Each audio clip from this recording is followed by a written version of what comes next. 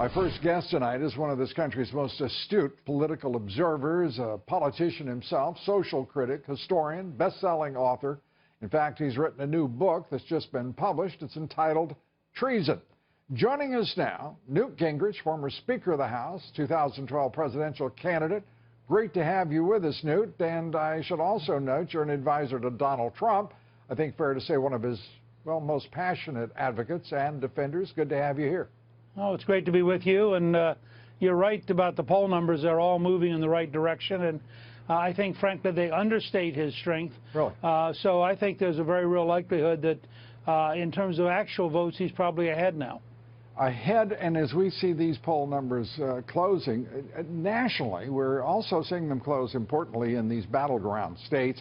In Pennsylvania, what do you make of that state where, according to some of the most recent polling, he's only 3 points, where he was behind 9 points behind Clinton just days ago?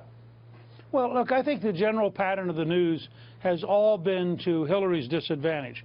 I think having somebody like Bob Woodward, the Washington Post investigative editor, say on Sunday on Chris Wallace that her system was just corrupt, that's Woodward's term, right, jars a lot of people. I think the rise in the Obamacare prices, you know, I just talked to somebody in Minnesota. You don't list Minnesota normally as a battleground state. There's a poll in Minnesota that shows that Hillary 43, Trump 41, and I called a friend and said, what is going on? And she said, the rise in Obamacare premiums is so massive in Minnesota that the governor is even thinking about a special session of the legislature to try to figure out some way to help people. She said her personal insurance, just for herself, not for her husband, was going to go up $2,400 next year.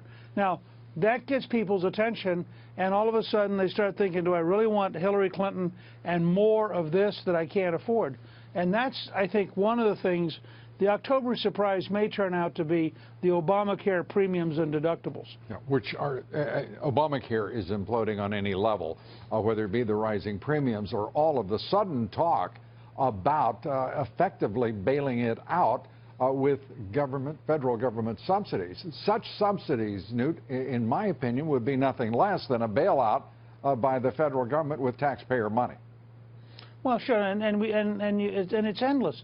Once you go down this road and you become a British or Canadian model of government-run bureaucracies, your health care gets worse, your innovation gets slower, and the fact is you can't afford it. And so you begin to cheat everybody.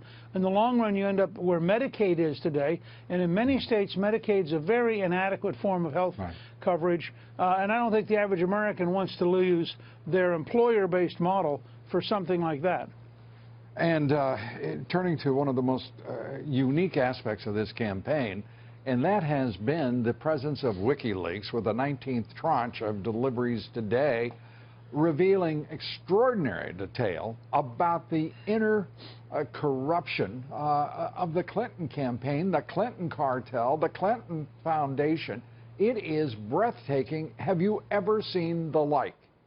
No, nobody has. We have never in American history had the depth of corruption that we're seeing. And frankly, you'll notice that John Podesta, the leader of the Clinton campaign, was having dinners with Justice Department officials while they were investigating Hillary. I mean, the fact is that the stench of corruption now has infected the FBI. Comey is the first corrupt director we've seen, in the sense that he clearly did stuff he knows is a lie. He clearly, I assume, was pressured by the Attorney General, who had a secret meeting with Bill Clinton on an airplane the week they were going to interview his wife. I mean, you couldn't write a novel. I mean, Treason's a novel. I couldn't write a novel that had all these different pieces that would be believable. People would say, no, it can't possibly be this sick. But the truth is, we're learning it is this sick, and that's why I believe in the end Hillary loses. I don't believe the American people is going to send somebody to the White House who ought to be indicted and be facing a very severe penalties for what she's been doing.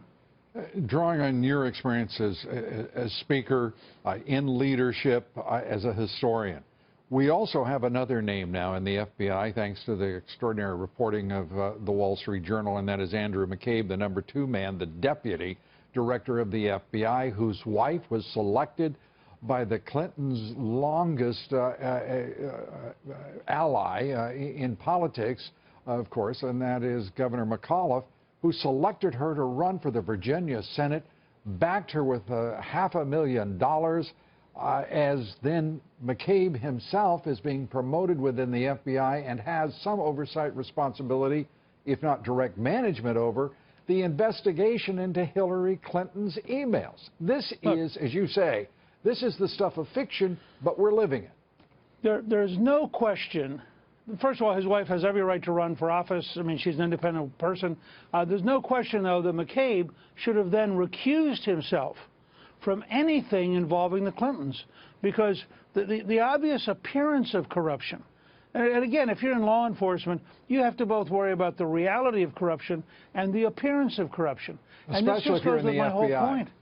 You know, I mean, we are watching the decay of one of the great American law enforcement agencies, and it is because of this whole pattern, this cancer of corruption, which has been spreading in the Obama administration and would now be accelerated by the two Clintons if they got to the White House. This corruption, Donald Trump talks about a rigged election and system. Is it your sense we're seeing problems in Virginia, we're seeing problems amongst other places in Texas? Is it your sense that we're going to have enough oversight of this election to assure the American people the integrity of our electoral system? I don't know. I mean, the reports from Texas are bizarre. I've seen at least a dozen reports today of machines malfunctioning, of people voting straight Republican, and as they start to leave, the machine shifts back to straight Democrat. I think in some counties they're talking about giving up the machines totally and going back to paper ballots. I mean, there's some things going on out there that are weird. I think that you have to also be aware that in places like Kansas City and St. Louis and Philadelphia, there are long traditions of stealing votes on a grand scale. There are people who vote 24 years after they died. It's almost like there ought to be, you know, sites for people. These are miracles that these people keep showing back up, except, of course, it's all corruption. So I think it is fair to say that there is a real problem in America of vote theft. A good friend of mine in North Carolina is convinced that the only way Trump can lose North Carolina will be by vote theft in the big cities. And I think we have to take this very seriously. Newt Gingrich, good to have you with us, as always. Good to be with you. Appreciate it.